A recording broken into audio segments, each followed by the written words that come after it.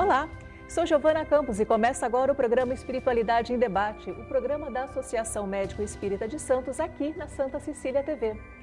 No programa de hoje, estou com a psiquiatra Paula Zanforlin e nós vamos falar sobre um tema que é muito pedido através de nossas redes sociais, que é a questão da mediunidade infantil. Bom, doutora Paula, muito obrigada por estar aqui no Espiritualidade em Debate. E realmente a gente recebe um número imenso, né, de perguntas, né, de curiosidades de como tratar esse assunto da mediunidade infantil, né? Tem pais que ficam na dúvida se devem estimular, ou até o que ponto isso é normal ou não, né?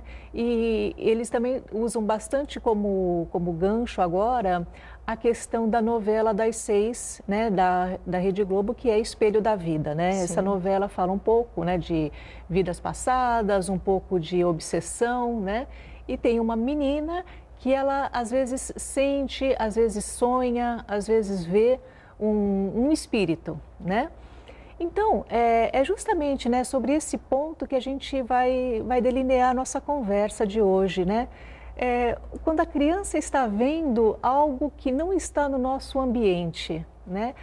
Até que ponto isso é normal? Quando que a gente vai começar a se preocupar com essa questão? É de fato para se preocupar ou não? Qual é a sua visão como psiquiatra?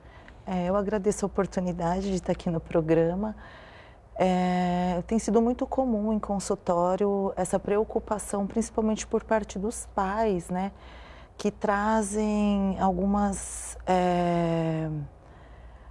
comportamentos, alguns fenômenos diferentes que vêm acontecendo com seus filhos. No meu ponto de vista e segundo alguns estudos, a gente não deve estimular essas vivências, né, esses fenômenos na criança, até por conta da fragilidade física, psíquica e moral da criança. Esses fenômenos costumam acontecer por volta de 2 anos até 10 anos, 7 anos de idade, a gente vê na maioria dos estudos, e existe uma diferença no que é normal e no que é patológico, porque existe na infância e na adolescência doenças psíquicas também, e é onde a gente tem que fazer esse diagnóstico diferencial. Então, quando os pais chegam no consultório, eles chegam um pouco assustados com alguns fenômenos. Às vezes a criança começa a relatar amigos imaginários ou algumas visões de pessoas mais velhas que outras pessoas do convívio não percebem. E isso traz grande preocupação. Realmente assusta, né? Porque às vezes a criança, mãe, né? Tia, acabei de ver uma pessoa no corredor e você já, nossa, a casa está fechada, quem entrou, né? Assusta também o adulto, né? Sim, sim. Às vezes essas crianças veem pessoas que são mais velhas e foram pessoas da família. Elas descrevem as pessoas, e às vezes os pais mostram fotos ou figuras e a criança reconhece essa pessoa como aquela que ela teve contato. Que legal, né?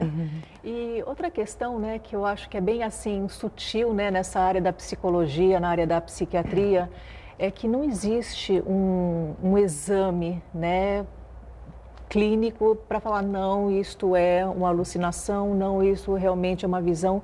Então isso também é bem particular, né, do profissional, né, que tem que ter uma sensibilidade também para não medicar erroneamente. Ah, né? Sem dúvida. É muito importante a gente observar muito, a gente conhecer muito, a gente investigar muito, a gente ter muito amor e estar muito próximo desse paciente para a gente poder sequenciar, né, o que é patológico do que é uma comunicação com alguma faculdade mediúnica também, talvez que essa criança possa estar apresentando neste momento da vida. Acredito que seja.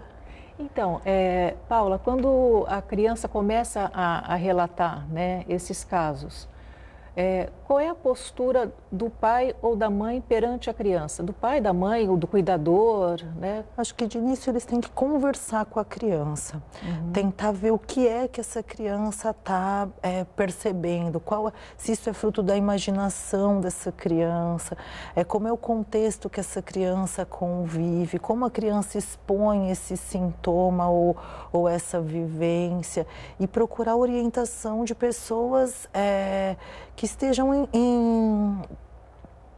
em outras esferas desse conhecimento, procurarem serem orientadas e fazer um diagnóstico diferencial, se isso é uma vivência mediúnica ou se isso é uma exacerbação de algum sintoma psíquico que essa criança pode estar tendo. Aí é nessa hora que aí procura uma ajuda especializada. Uma ajuda profissional, né? Uma ajuda tanto do médico quanto das casas também de orientação espiritual, para que essa família possa ser orientada em como lidar com tudo isso, para não estimular essas vivências da criança e colocar essa criança, onde possa colocar essa criança em risco. Já as vivências naturais acho que não tem tanto problema, elas vêm com o tempo e a criança recebe isso sem um sofrimento, né? No caso, a religiosidade da família pode ajudar ou atrapalhar essa questão? Eu acho que pode ajudar essa questão, tá? Porque a família tendo uma crença, ela pode ajudar essa criança na tranquilidade do que está acontecendo. Né? E ela pode estar mais próxima dessa criança também, ou desta pessoa, para que ela possa ficar mais segura mediante aos acontecimentos e aos fenômenos que ela recebe, na tentativa de neutralizar isso tudo. Porque a criança também pode ficar assustada ou não? Como é que é a sua... Quando chega no seu consultório, a criança está assustada com esses fenômenos? Algumas sim, até por conta da ansiedade dos pais, né? Alguns pais, quando não têm essa crença religiosa, acabam negando tudo isso e achando que tudo isso pode ser uma alteração de comportamento ou algum fruto de uma imaginação da criança e punindo essa criança quando tem quando exteriorizam esses sentimentos ou essas situações. Então, isso pode gerar, sim, angústia para a criança. Você comentou, né, que isso é comum ser relatado, né, entre 2 e 10 anos. Sim. Por que nessa faixa etária? Porque nessa faixa etária a criança está mais em contato com os espíritos que trouxeram ela para essa vida. Então, é mais fácil dela ter essa comunicação com o invisível. Por ela ser um espírito mais antigo aqui na Terra e jovem nesse fenômeno, nessa característica. Interessante. E está aumentando o número de crianças com esses relatos, ou esses relatos sempre existiram, mas de alguma forma foi ignorado pelos pais? Como que é a sua visão nessa Eu acho área? que isso sempre existiu. Eu sou nova na área, tem 10 anos que eu estou formada, mas desde que comecei a trabalhar, eu recebo bastante paciente. O que eu acho que tem mudado é a forma qual a gente tem encarado tudo isso. Antes tinha mais uma negativa, né? Um preconceito. Hoje eu vejo isso com maior clareza. E acho que sempre existiu, porém tem mais aceitação nesse momento. E, assim, só para tranquilizar, né, alguns pais que têm relatado nessas questões e trazem, né, via Facebook, via e-mail, né, para a Associação Médico Espírita,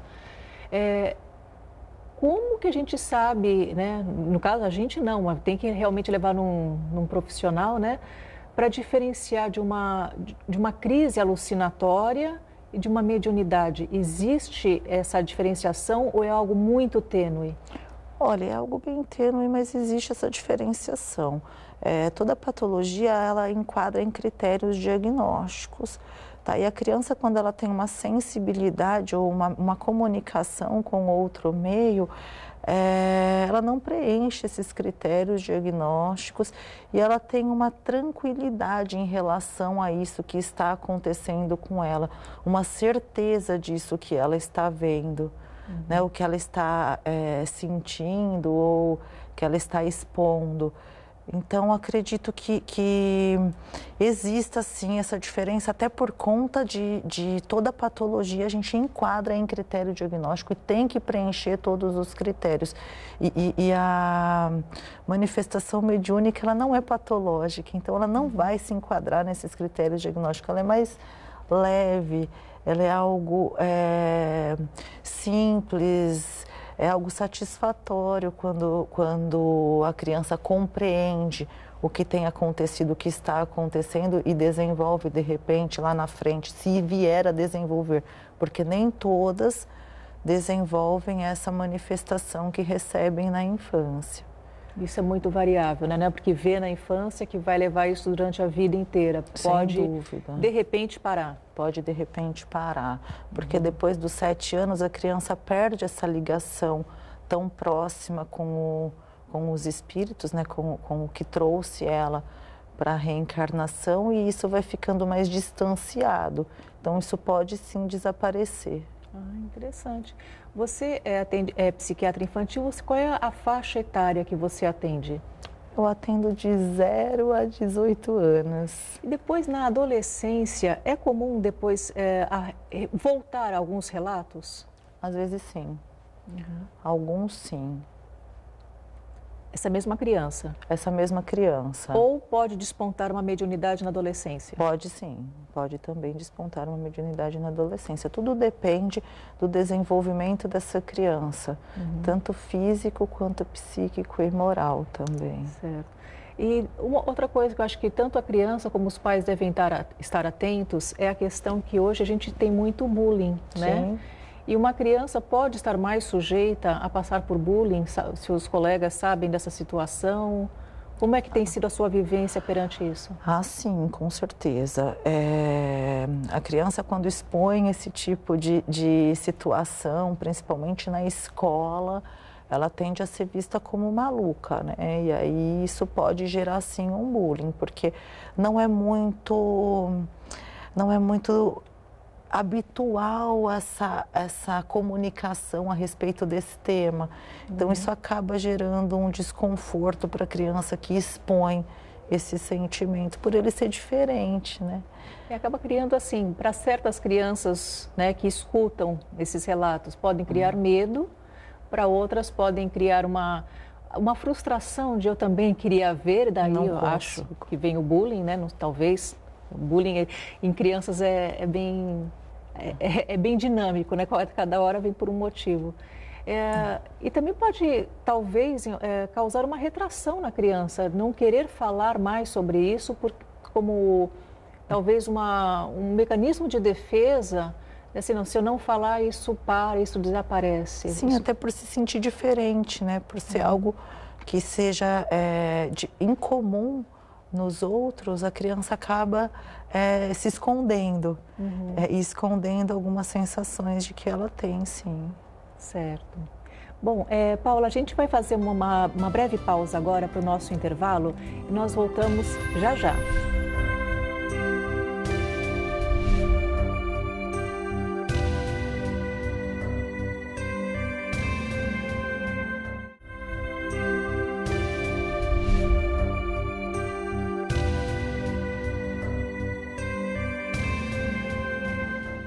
Estamos de volta com o programa Espiritualidade em Debate. Para que você que está em casa tenha mais informações sobre a Associação Médico Espírita de Santos, entre em nossa página na internet que é www.amisantos.net.br. Lá você vai saber um pouco mais sobre os cursos e atividades que os membros da AMI Santos realizam não só aqui em nossa cidade, mas também em toda a Baixada Santista. E não esqueça, também temos a nossa página no Facebook que é AMI_Santos, onde você também pode saber as novidades, cursos, palestras, enfim, toda a movimentação da Associação Médico Espírita de Santos. No programa de hoje, estou com a doutora Paula Zanforlin, que é psiquiatra infantil, e nós estamos abordando o tema de mediunidade na infância. Bom, doutora Paula, outra questão, né, que a gente também não pode deixar de comentar é o nível de ansiedade que isso causa em alguns pais. Sim.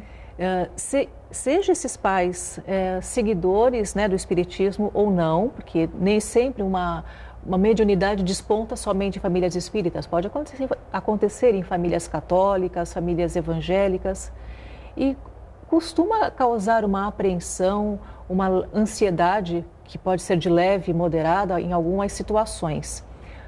É também possível trabalhar com esses pais para dar uma segurada nessa ansiedade? Sem dúvida, é muito importante trabalhar com esses pais, visto que eles depositam na criança toda a angústia que neles se estabelece. É importante que esses pais sejam orientados até na questão de como lidar com o que essa criança traz para eles. E serem orientados também em como lidar com o comportamento deles em relação a essa criança. No bloco anterior você havia comentado que assim, o interessante é não estimular tanto, até porque a criança tem as suas fragilidades emocionais, psíquicas e morais. Sim. Bom, também é difícil para alguns pais, né, conter essa ansiedade, de repente está vendo mesmo, será que é minha avó, será que é minha mãe? Tem aquela ansiedade que não chega a ser negativa, né, por parte dos pais, de saber quem seria essa pessoa. Sim. E acaba, assim, ficando naquela dúvida, tento saber quem é ou não tento? O que é o mais seguro para o psicológico, né, da criança, no caso? É não estimular. Não estimular. Não estimular. Para a criança, o mais seguro é não estimular. Porém, algumas crianças têm esse desenvolvimento físico, psíquico e moral além de um adulto.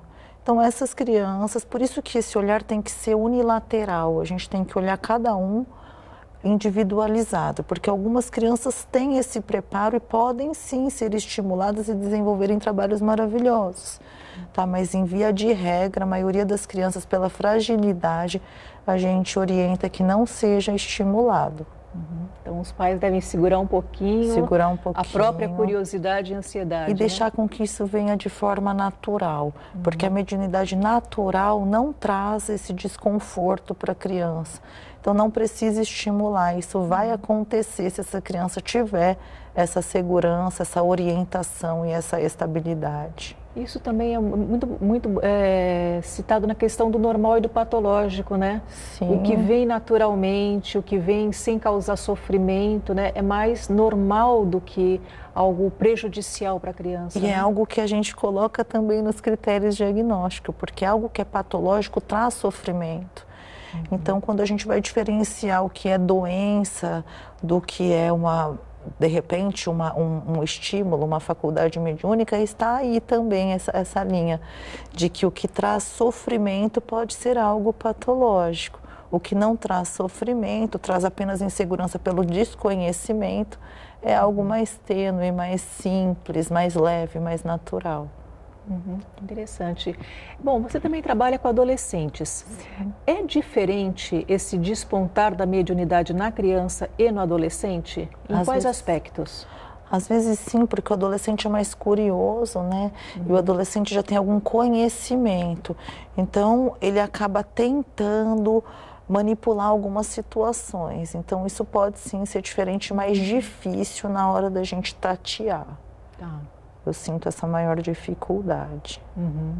Até porque, como você falou, né, de repente uma questão de manipulação por parte do adolescente acaba levando a diagnóstico incorreto, né? Sim, sem dúvida, é uma dificuldade que a gente tem e o adolescente já está numa idade mais avançada, ele já tem algum conhecimento, né? E aí ele acaba sofrendo essas influências e mascarando para a gente um pouquinho. Bom, existem alguns casos, né, de psiquiatras que não têm esse olhar mais aberto, né, que acabam enquadrando a criança ou adolescente num quadro esquizofrênico e acabam tomando remédios que acabam, por vezes, prejudicando até o seu bem-estar, né? Alguns remédios acabam sedando muito o sistema nervoso, acabam deixando essa criança ou adolescente um pouco mais apático, retraído, mudando até o humor, né? Sim. Quais são os cuidados, né, nessa questão que o psiquiatra também deve ter, o olhar também do pai ou da mãe em relação às medicações? Como é que, o que você sugere nesse caso? Eu sugiro que assim, a doença mental na infância ela existe, mas principalmente a esquizofrenia é muito rara. Tá? Então, a gente tem que ter um olhar muito singular e muito específico para cada criança que a gente recebe. Eu costumo dizer que eu trato sintomas na infância e na adolescência, eu não trato a doença em si, porque para a gente dar um diagnóstico a gente leva um tempo, e às vezes eu recebo uma criança muito pequena para dizer, olha, essa criança tem essa patologia. Então, na dúvida, se for necessário fazer um tratamento medicamentoso, eu sugiro tratarmos o sintoma e esperarmos um tempo para fechar esse diagnóstico, caso isso traga algum sofrimento e seja patológico.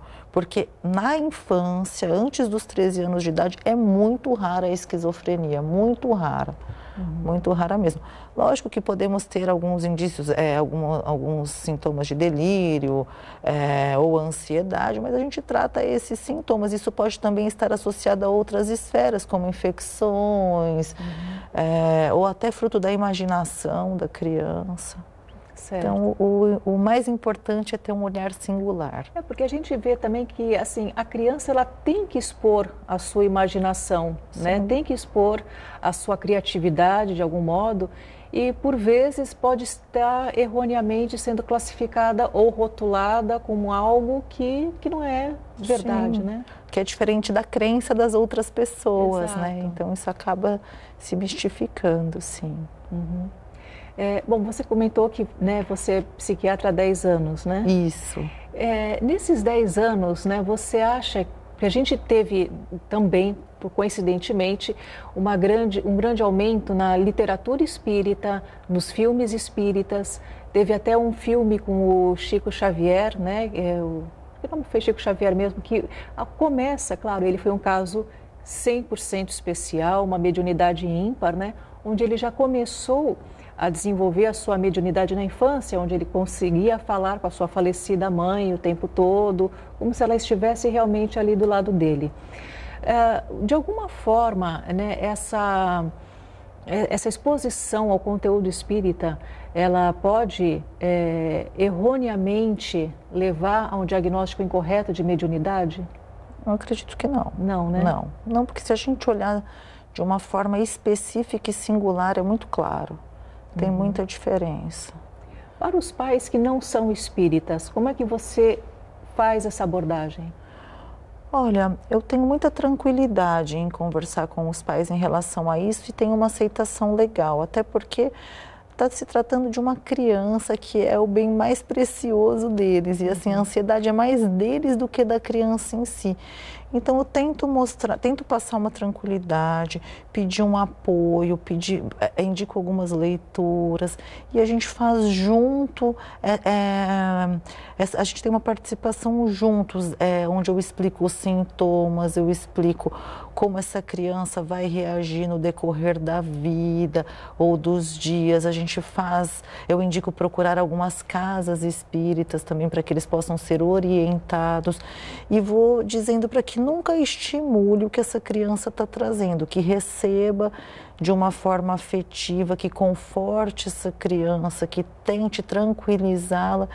E as coisas que não assuste, né? Que não assustem, até para que eles não fiquem assustados. E isso vai se encaixando e eles vão entendendo e a gente vai conseguindo dar seguimento de uma forma bem satisfatória. Às vezes nem com medicação, só numa conversa. Que é mais interessante ainda, Sem né? dúvida, Quanto porque a medicação... criança está em formação ainda, então quanto menos a gente puder tá entrando com uma química, até por conta de se tratar de criança, às vezes de 2, 3 anos, é muito melhor, né? E alguns relatos são tão bonitinhos até... Com certeza, assim, dá vontade da gente até pegar no colo, né? Tem às vezes eu também escuto, né, alguns relatos dessas crianças, né, que veem a uma pessoa e falam com tanta propriedade de um ente, né, familiar que elas nunca tiveram contato, que você fica assim, gente, que coisinha mais pontual, né? Realmente está falando sobre uma tia-avó que não teve tempo de conhecer naquela encarnação, mas que bate toda a descrição, né? E os relatos são sólidos e consistentes, assim, de muita certeza. Até dos amigos imaginários, eles têm nomes, e então a história vai se dando sequência, vai se repetindo, e tem todo aquele contexto sólido e fixo. Então é uma coisa bem interessante, diferente do patológico, né? Que perde o contato com a realidade, que é uma coisa que tem uma fuga nas ideias.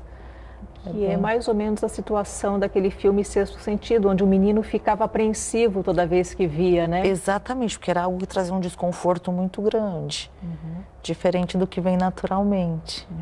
Se essas visões causarem desconforto, o que fazer? Olha, quando isso causa desconforto, a gente pede para tentar mudar o foco, distrair a criança e falar sobre outras coisas, técnicas de respiração, porque isso também pode vir junto com a ansiedade, pode ser uma ansiedade que esteja gerando esse desconforto pela falta de conhecimento. Então, o melhor é explicar, orientar, estar próxima dessa família, estar próxima dessa criança que esteja expressando esse sintoma. Porque a tranquilidade resolve tudo. Legal. Doutora Paula, falta 2 minutinhos para o nosso programa terminar. Qual é o recado, então, que você deixa para os pais ficarem cada vez mais tranquilos em relação à mediunidade infantil? Olha, eu acho que não há motivo para desespero e que tudo que vem natural, tudo que é divino é importante para a gente e que os pais procurem ser orientados, estejam tranquilos, procurem uma ajuda profissional, procurem as casas espíritas, que no final tudo vai dar certo, é só ter amor, carinho e tranquilidade. Com certeza. Doutora Paula, eu agradeço muitíssimo a sua vinda aqui no Espiritualidade em Debate, porque esse tema é um tema que é muito pedido, ele é muito recorrente para nós. Espero contar com a sua presença em próximas oportunidades também, para falar sobre as questões, né, da psiquiatria e da criança e do adolescente também, por que não? Sem dúvida, eu que agradeço a oportunidade e o carinho. Obrigada. Agradeço a todos nós da Associação Médico Espírita. Você que está em casa já sabe. Nosso programa inédito é toda quarta-feira às 18 horas. E você também pode nos acompanhar em nossas reprises. Então, eu te espero neste mesmo horário semana que vem. Até lá!